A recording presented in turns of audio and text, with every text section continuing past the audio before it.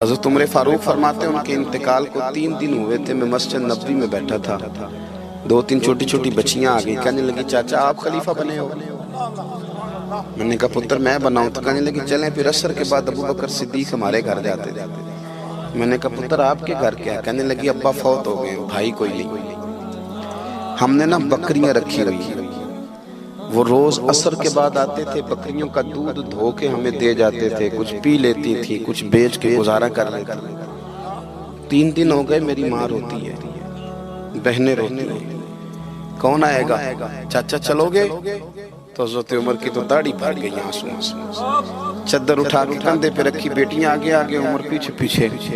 ایک صحابی رستے میں ملے، عمر کہاں جا رہے ہو روتے ہوئے؟ عمر اور روئے، کہنے لگے یار کیا بتاؤں، ابو بکر صدیق رستہ بڑا مشکل کر گیا میرے، اس کے رستوں پہ چلنا اتنا کٹھن ہے، اتنا مشکل ہے۔ بھئی کچھ ضروری ہے کہ 2 لاکھ روپے کسی کو دیں گے تو خدمت ہوگی؟ تو کسی کا آٹا ہی پسوا دے، جہاں کسی کو جا کے شہر سے دوائی لا کے دے دے، کوئی تو ڈیوٹی کرنا، یہ ہمیں حضرت ابو بکر صدیق نے سکھایا۔ تو کچھ نہیں کر سکتا تو مسجد میں جھاڑو تو دینا میرے بھائی، کچھ تو۔ آپ کی اس محفل کا مہمان خصوصی کون ہے؟ میں تو آیا ہوں، چلا جاؤں گا۔ اس محفل کا مہمان خصوصی وہ ہے جس نے محفل سے پہلے یہاں جھاڑو دیا، جس نے یہاں دریاں بچھائیں، اس کی فوٹو بھی نہیں آنی بچاری، وہ شاید پیچھے رہے۔ بڑے خاص لوگ ہوتے ہیں، کیمرے کی آنکھ انہیں دیکھے نہ دیکھے، رب رسول انہیں دیکھتے، اللہ رسول کی یہ نگاہ کرم میں رہتے۔ حضرت ابو بکر صدیق رضی اللہ تعالیٰ عنہ نے نیکی کے، خیر کے اہداف طے کیے، اس ہدف پر انہوں نے زندگی گزاری۔ تیسری بات، انہوں نے نا اپنا مال خرچ کیا اسلام کے لیے۔ اپنا کمایا ہوا مال خرچ کرنا خاصا مشکل کام ہے، آسان نہیں ہوتا، اور اگر آپ نے جائز طریقے سے مشقت کے ساتھ پیسہ کمایا تو خاصا مشکل لگتا ہے اس کو خرچ کرنا۔ حضرت ابو بکر صدیق رضی اللہ تعالیٰ عنہ نے مال خرچ کیا، اور کس طرح خرچ کیا کہ جب حضور نے اشارہ کیا، جب اشارہ کیا، مسجد نبی بننے کی بات آئی تب بھی خرچ کیا، جہاد کی بات آئی تب بھی خرچ کیا۔ حالات اوپر نیچے ہوتے رہتے، جنگ میں حضور نے اعلان کیا تو حالات کچھ زیادہ مؤثر نہیں تھے صدیق اکبر کے، تو حضرت عمر کہتے ہیں اس دن میں نے سوچا آج میں نے آگے گزارنا، تو میں آدھا مال لے آیا گھر سے۔ کتنا؟ زکوٰۃ کتنے فیصد ہے؟ بول کے بتائیں، جوان کیوں نہیں بولتے؟ کتنے فیصد؟ زکوٰۃ 2.5% ہے، 2.5%، 100 میں سے 2.5 روپے۔ حضرت عمر کتنے لے آئے؟ 50 روپے 100 میں سے۔ یہ بڑا مشکل کام ہے، 2.5% دیتے ہیں تو لوگ کئی حساب کرتے ہیں، اور 50% یعنی آدھے پیسوں کو تھوڑا نہ سمجھیں آپ۔ حضرت عمر بہت زیادہ پیسے لے کے آئے، 50%، گھر کی ہر شے آدھی کر کے لے آئے، اور آپ فرماتے ہیں میرے حالات بڑے اچھے تھے ان دنوں، اور ابو بکر صدیق کے معاملات کا مجھے پتہ تھا، تو میرے دل میں خیال آیا کہ آج نہ میں نے ابو بکر سے آگے گزر جانا۔ کہتے ہیں جا کے میں نے مال رکھا، اتنی دیر میں صدیق اکبر بھی آ گئے۔ کہتے ہیں جواب تو چلو جو ہونے تھے وہ ہونے ہی تھے، حضور نے جو دونوں سے سوال پوچھے نا، ان سوال ہی بڑے انفرادی تھے۔ مجھ سے حضور نے پوچھا کیا لے کے آئے ہو؟ ادھر دیکھو جوانوں، کیا لے کے آئے ہو؟ میں نے عرض کی حضور آدھا۔ مجھ سے پوچھا کیا لے کے آئے ہو؟ میں نے کہا حضور آدھا لے آیا ہوں۔ پھر غور کرنا، پوچھا کیا لائے ہو؟ اور ابو بکر صدیق سے پوچھا گھر کیا چھوڑ کے آئے ہو؟ آپ دیکھیں سوالوں میں ہی فرق ہے، مجھ سے پوچھا جا رہا ہے کیا لائے ہو، اور ان سے پوچھا کیا، اور ان کا جواب بھی بڑا انوکھا ہے۔ اس سوال کا جواب تو حضور کچھ نہیں چھوڑا، سارا لے کے آئے۔ جواب یہ تھا، آپ سوال پوچھتے ہیں نا کہ ختم ہو گیا کھانا، تو کہتے نہیں ختم ہو گیا۔ حضرت صدیق اکبر سے پوچھا کیا لائے ہو، کیا چھوڑ کے آئے ہو؟ انہیں کہنا چاہیے تھا کچھ بھی نہیں۔ حضور نے فرمایا کیا چھوڑ کے آئے ہو؟ کیا جواب ہے، کیا حسن ہے، گویا وہ کہہ رہے ہیں کہ ہم کو لاوارث تو نہیں نا بھئی، کیا چھوڑ کے آئے ہو؟ تو عرض کرنے لگے حضور گھر بڑا ہوا ہے، اللہ بھی چھوڑ آیا ہوں، اللہ کا رسول بھی چھوڑ آیا ہوں، رب رسول کا نام ہے نا میرے گھر میں۔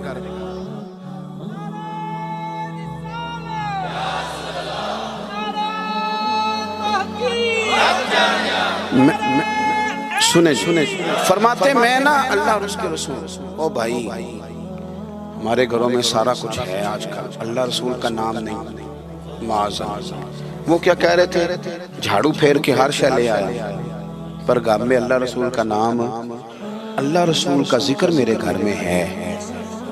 تو آپ نے کبھی کسی کتاب میں یہ پڑھا ہے یا کسی عالم نے بتایا ہے کہ اس کے بعد حضرت صدیق اکبر معاذ اللہ کنگال ہو گئے تھے؟ وہ تو پھر مالا مال تھے، اس کے بعد بھی کئی دفعہ دیا۔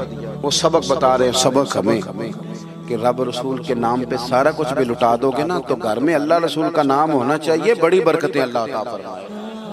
ہم نے نا دولت تجوریوں میں بھر کے رکھی ہے، جو اصل دولت تھی اللہ رسول کا ذکر، اس سے ہم تھوڑے سے پیچھے۔ اب حدیث پاک سنیں، ہر بندہ حضرت صدیق اکبر کی عظمت بیان کرے گا اپنے علم کے مطابق، فہم کے مطابق، لیکن ان کی شان تک کون پہنچ سکتا ہے؟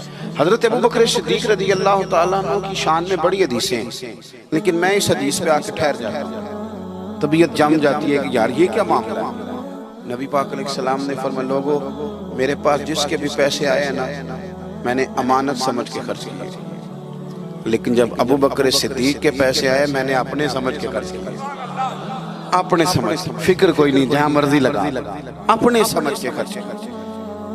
آخری باتیں آپ کی خدمت میں عرض کر رہا ہوں۔ ایک تو پہلے صاحب سے عرض کیا کہ سچ سچ ہی ہوتا ہے، حق وہ حالات دیکھ کے نہیں بولنا، وہ ضمیر کی آواز سن کے بولنا۔ دوسری بات، ہدف طے کریں نیکی کا، یہ کام میں نے کرنے، آپ ہدف طے کریں، اللہ مدد کرے۔ تیسری بات میرے عزیز، حضرت ابوبکر صدیق نے مال خرچ کیا۔ مال جو ہے نا، نبی پاک علیہ السلام نے فرمایا، اعلیٰ حضرت نے فتاوی رضویہ میں حدیث لکھی ہے کہ آخری دور میں دین کا کام بھی درہم و دینار سے ہوگا، پیسوں سے کام ہوگا۔ آپ کو ادارے بنانے ہیں، مساجد بنانی ہیں، کتابیں چھپوانی ہیں، تو کس طرح چھپیں؟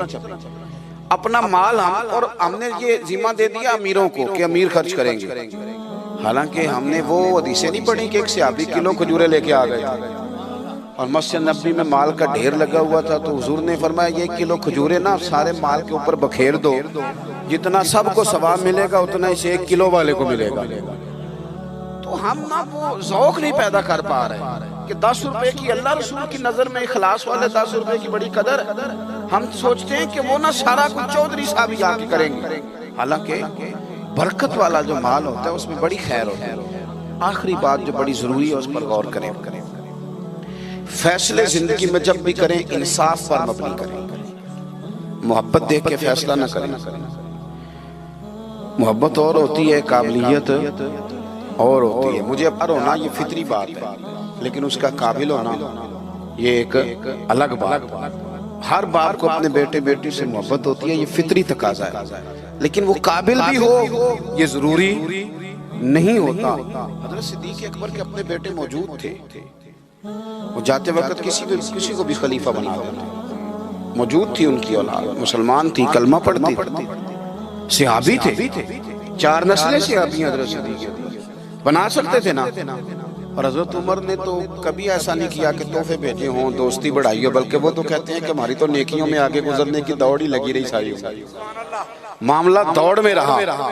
لیکن حضرت ابوبکر کا فیصلہ دیکھیں، جب وقت وصال آیا آپ نے فرمایا عمر کو بلاؤ، ساری چیزیں وصیتیں نصیحتیں کی، سب کچھ حضرت عمر کے سپرد کیا۔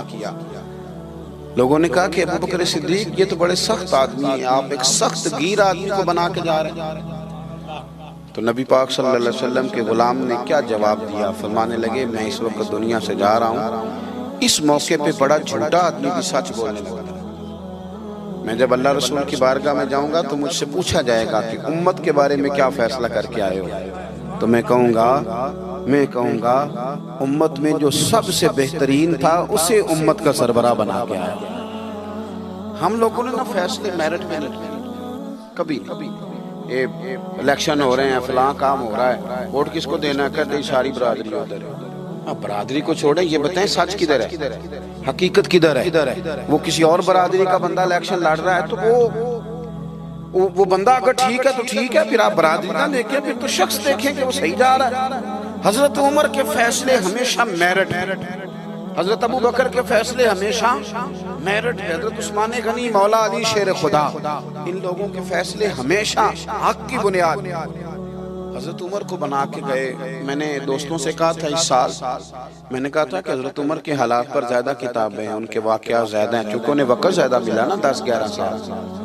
حضرت ابوبکر صدیق کو تو 2 سال ملے، لیکن ان کی خلافت کو مضبوط حضرت ابوبکر صدیق نے کیا. سارے فتنوں کا سر کچل کے خلافت سجا سوار کے حضرت عمر کو دی. اب یہ جو حضرت عمر نے اتنی پھیلا دی خلافت اور اتنا بڑا کام کر دیا دین کے لیے کہ 24 لاکھ مربع میل پہ پھیل گیا سارا کچھ، تو حضرت سیدہ عائشہ صدیقہ رضی اللہ تعالیٰ عنہ کہتی میری گود میں سر تھا مدینے والے حبیب کا، اور آسمان پہ ستارے نور بھرے چمک رہے تھے. میں نے عرض کی حضور آسمان کے ستاروں کے برابر بھی کسی کی نیکیاں ہیں. اب حضرت عائشہ کا عقیدہ بھی سمجھے، انہیں پتہ ہے کہ نبی کریم کو پتہ ہے کہ آسمان پہ ستارے گرے، اور کوئی امتی چھپ کے بھی نیکی کرے تو حضرت عائشہ جانتی ہیں کہ اس نیکی کو بھی مدینے والے جانتے ہیں. کہا کسی کی اتنی نیکیاں بھی ہیں جتنے آسمان پہ ستارے ہیں، تو حضور نے فرمایا ہے نا، ہے نا. حضرت عائشہ بڑے تجسس میں تھی، خیال تھا شاید میرے والد کا نام لے.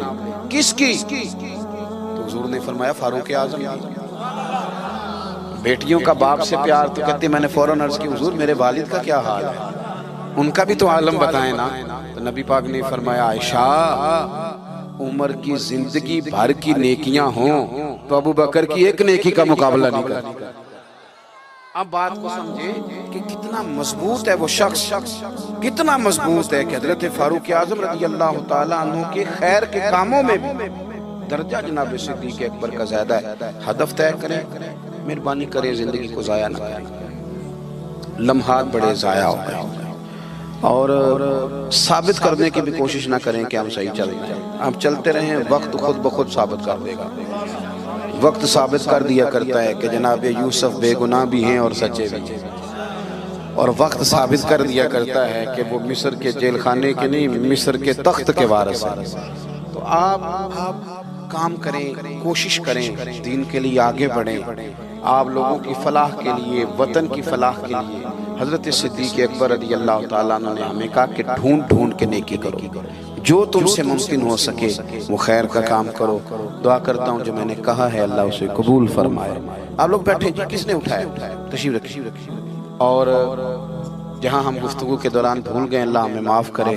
محفلیں ہوتی ہیں نظریات کی، سرکار کے نام کی، شخصیات کی نہیں ہوتی. یہ محفل میرے نام کی نہیں، حضرت صدیق اکبر کے نام کی. تو میں نے جیسے عرض کیا کہ مسافر ہیں